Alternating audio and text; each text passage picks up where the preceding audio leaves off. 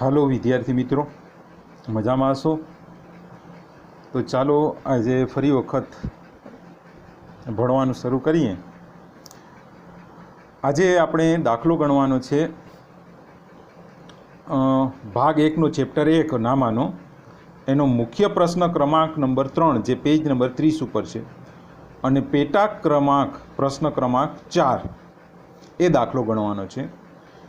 પહેલાં હું તમને રકમ સમજાવીશ અને ત્યારબાદ દાખલો ગણીશ. આ દાખલો ખૂબ જ ઇઝી છે, જે લગભગ 3-4 મિનિટમાં કમ્પ્લીટ થઈ જશે. રકમમાં છે કે રાજકુમાર, કૌશિક અને શર્મા આ ત્રણેય ભાગીદારો છે. એનું નફા નુકસાનનું પ્રમાણ 15:10:9 આપેલું છે, એટલે કે નફા નુકસાનનું પ્રમાણ આપેલું છે. જો વર્ષના અંતે પેઢીનો કુલ નફો 68,000 રૂપિયા થયો હોય તો દરેક ભાગીદારને મળતો નફો શોધો. અહીંયા બે વસ્તુ આપણને આપી છે, નફા નુકસાનનું પ્રમાણ અને પેઢીનો કુલ નફો. તો અહીંયા કંઈ વધારાનું કંઈ કરવાનું થતું નથી. દરેક ભાગીદારને મળતી રકમ સાદી ગણતરીથી આપી દેવાની છે. અહીંયા પહેલો ભાગીદાર રાજકુમારને મળતો નફો બરાબર પેઢીનો કુલ નફો 68,000 એને ગુણ્યા રાજકુમારનો ભાગ. તો રાજકુમાર પહેલા નંબરે છે, જુઓ અહીંયા દેખાય છે, રાજકુમાર પહેલા નંબર છે અને એનું પ્રમાણ છે 15, એટલે આપણે અંશમાં 15 લીધા અને છેદમાં કુલ પ્રમાણ લેવાનું હોય, એટલે 15, 10 અને 9 એ ત્રણેયનો સરવાળો 34. કેલ્ક્યુલેટરમાં આપણે ગણતરી કરતા આનો જવાબ 30,000 રૂપિયા રાજકુમારને મળશે. એ જ રીતે કૌશિકને મળતો નફો 68,000 પેઢીનો નફો છે, એને ગુણ્યા એનો ભાગ છે 10, એના છેદમાં કુલ 34. કુલ છેદમાં ત્રણેયમાં સરખા જ રહેશે 34. તો કેલ્ક્યુલેટરમાં આપણે ગણતરી કરતા એને મળશે રૂપિયા 20,000. અને હવે ત્રીજો આપણો ભાગીદાર છે શર્માને મળતો નફો બરાબર પેઢીનો કુલ નફો 68,000 પહેલાં લખવાના, એને ગુણ્યા એનો ભાગ છે 9. તો 9ના છેદમાં 34 કુલ ભાગ છે, એટલે કુલ ભાગ તો છેદમાં લેવાના જ હોય. તો 68,000 ગુણ્યા 9ના છેદમાં 34 બરાબર એને મળશે 18,000 રૂપિયા. આમ આપણે 68,000ની ત્રણેય ભાગીદારો વચ્ચે એના નફા નુકસાન પ્રમાણમાં વહેંચણી કરી નાખી, એટલે આ જે છે એ ત્રણેય એના જવાબ છે. આશા રાખું છું કે આ દાખલો સમજાઈ ગયો હશે. હવે એના પછીનો આપણે બીજો દાખલો લેવાનો છે, એટલે કે 5મો કન્ટિન્યુઅસલી નામું ભાગ 1 ચેપ્ટર નંબર 1 પ્રશ્ન ક્રમાંક નંબર 3 મુખ્ય પ્રશ્ન, અને એનો પેટા પ્રશ્ન છે 5. અને એમાં હું પહેલાં તમને દાખલાની રકમ સમજાવીશ અને ત્યારબાદ દાખલો ગણાવીશ. અહીંયા રકમમાં છે મહેતાને શબ્દને ખાસ ધ્યાનમાં લેવાનું છે, અને શા માટે હું પછી સમજાવીશ. મહેતાને પંડ્યા કરતાં 4 ગણો અને બાજપાઈને મહેતાના હિસ્સાનો અડધો ભાગ મળે છે. અહીંયા આપણને નફા નુકસાનનું પ્રમાણ આપ્યું નથી, એટલે કે પ્રત્યક્ષ રીતે આપ્યું નથી, પણ પરોક્ષ રીતે આ રીતે આપણને આપ્યું છે. તો આપણે એને થોડી ઘણી ગણતરી કરી અને એનો નફા નુકસાનનું મૂળ સ્વરૂપ જે છે પ્રમાણનું એ આપણે મેળવી લેશું. હવે આગળ કહે છે આપણે દાખલો ગણ્યો એ જ રીતે પછી એની વહેંચણી કરવાની છે, એટલે કે વર્ષના અંતે પેઢીનો નફો 87,500 થયો હોય તો દરેક ભાગીદારને મળતી નફાની રકમ શોધો. તો અગાઉ જે દાખલો ગણ્યો તો એમાં નફા નુકસાનનું પ્રમાણ તૈયાર આપ્યું હતું. અહીંયા તૈયાર પ્રત્યક્ષ રીતે આપ્યું નથી, પણ પરોક્ષ રીતે આપી દીધું છે, એટલે આપણું મેન એનું સ્વરૂપ મૂળ સ્વરૂપ છે એમાં આપણે ફેરવવાનું છે. અહીંયા વિદ્યાર્થીઓ મોટાભાગે મૂંઝાઈ જાય છે, પણ મૂંઝાવાની કાંઈ જરૂર નથી. આ એક ખૂબ સરળ જ પ્રક્રિયા છે. કઈ રીતે ધારવાનું અને કઈ રીતે ગણતરી કરવાનું એ હું તમને સમજાવું છું, બરાબર ધ્યાનથી સાંભળજો. અહીંયા જે શબ્દ આવે, પહેલો કોઈ પણ ભાગીદારનું નામ હશે, એના પછી જનરલી શબ્દ હશે. ને પછી જે કોઈ ભાગીદારનું નામ આવે એને આપણે ધારવાનું હોય. એટલે કે ધારો કે પંડ્યાને ₹1 મળે એમ, તો પંડ્યા ભાગીદારને છે એને ધારી અને એને આપવાનું છે.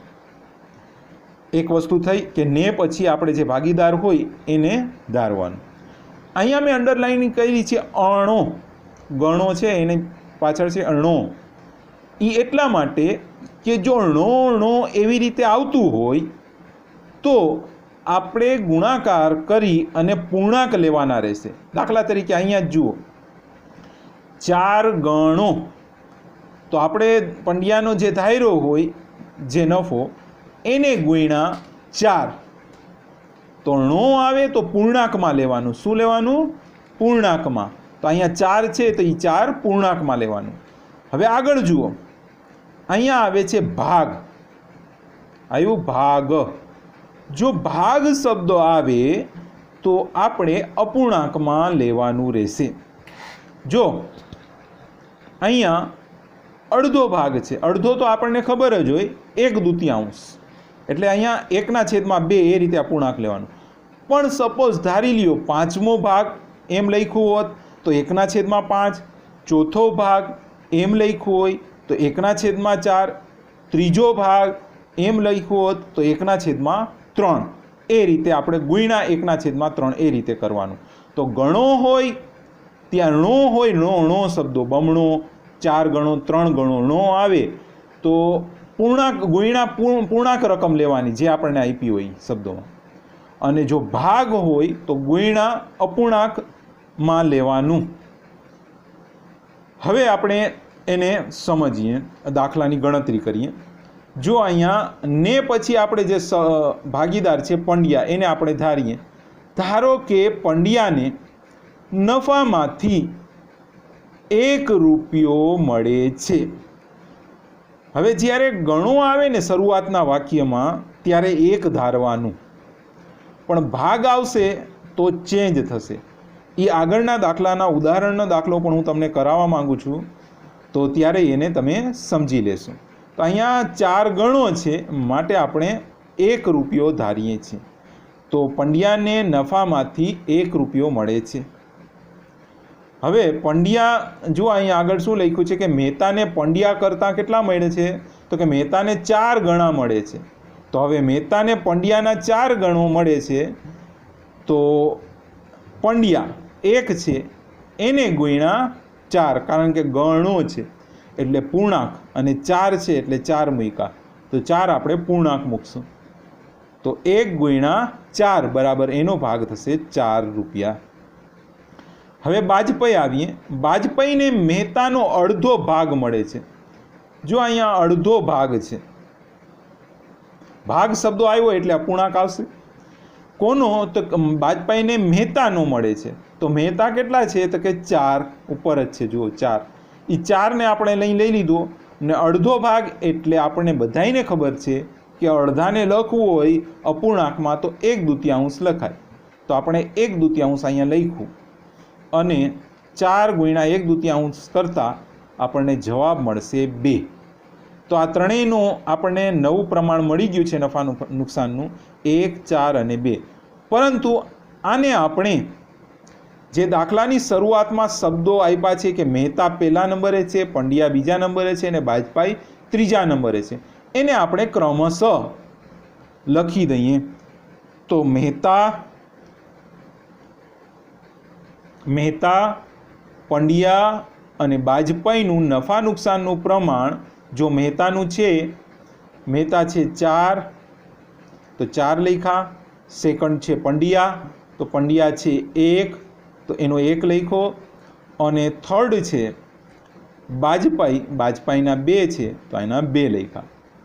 હવે નફા નુકસાનનું પ્રમાણ મળી ગયું ને આપણને પેઢીનો નફો આપેલો જ છે 87,500. તો દરેક ભાગીદારને મળતી રકમ આપણે વહેંચણી કરી દઈએ. તો વહેંચણીની રકમ આપેલાના દાખલામાં આપણે જેમ શીખી છે એ જ પ્રમાણે મહેતાને મળતો નફો બરાબર પેઢીનો નફો 87,500 એને ગુણ્યા એનો ભાગ 4/7. મહેતાનો 4 છે અને એના છેદમાં 7 કઈ રીતે? તો કે કુલ પ્રમાણ 4 + 1 + 2 એટલે ત્રણેયનો સરવાળો કરતાં 7 એટલે કુલ જે છે છેદમાં એને એ જ રહેશે 3 એ 3માં. તો કેલ્ક્યુલેટરમાં ગણતરી કરતાં મહેતાને મળશે 50,000 રૂપિયા. એ જ રીતે પંડ્યાને મળતો નફો 87,500 પેઢીનો નફો, એને ગુણ્યા એનો ભાગ 1 છે તો 1/7 બરાબર પંડ્યાને મળશે ગણતરી કરતાં 12,500 રૂપિયા. સેમ આ જ રીતે બાજપાઈને મળતો નફો પેઢીનો નફો 87,500 એને ગુણ્યા એનો ભાગ નફા ભાગ 2 છે તો 2/7 કુલ પ્રમાણ જે છે 7 એટલે 2/7. કેલ્ક્યુલેટરમાં ગણતરી કરતાં એને મળશે 25,000 રૂપિયા. અહીં આપણો આ દાખલો પૂર્ણ થાય છે. પરંતુ આના જેવો જ ઉદાહરણનો દાખલો છે, એમાં તમે કન્ફ્યુઝ ન થાવ એના માટે કરીને એ દાખલો પણ હું તમને કરાવવા માગું છું. ઉદાહરણ 5 છે, પેજ નંબર 17 ઉપર છે. રકમ આ જ પ્રકારે છે પણ એમાં રકમ એ નહીં છે પણ થોડુંક ચેન્જીસ થાય છે. જે ચેન્જ થાય છે એ હું વ્યવસ્થિત તમને સમજાવીશ. રિયા, દિલીપ અને કીર્તન એક ભાગીદારી પેઢીના ભાગીદારો છે. કીર્તનને પછી હોય ધારવાનું એટલે કે દિલીપ આપણે ધારશું ને દિલીપના હિસ્સાનો 5મો ભાગ તથા રિયાને કીર્તનના હિસ્સાથી બમણો ભાગ મળે છે. જો વર્ષના અંતે પેઢીનો કુલ નફો 1,92,000 થયો હોય તો દરેક ભાગીદારને મળતી નફાની રકમ શોધો. હવે જુઓ અહીંયા કીર્તનને પછી શબ્દ છે દિલીપ એટલે દિલીપ ધારશું, પણ અહીંયા દિલીપને આપણે સરળતા ખાતર એને રૂપિયો 1 મળશે એવું નહીં ધારીએ. શા માટે એવું કરશું કે જુઓ ત્યાં શું હતું, ગણો શબ્દ હતો એટલે કે ણો શબ્દ હતો ને અહીંયા શું છે ભાગ. હું ફરી વખત એને દેખાડું છું જેથી કરીને તમને ખ્યાલ આવે. ત્યારે પણ મેં તમને કીધું હતું, જો અહીંયા ગણો છે ને પહેલાં જ વાક્યમાં ણો છે ત્યારે આપણે 1 ધારી લેવાનું તો એમાં આપણને સરળતા રહેશે, બરાબર.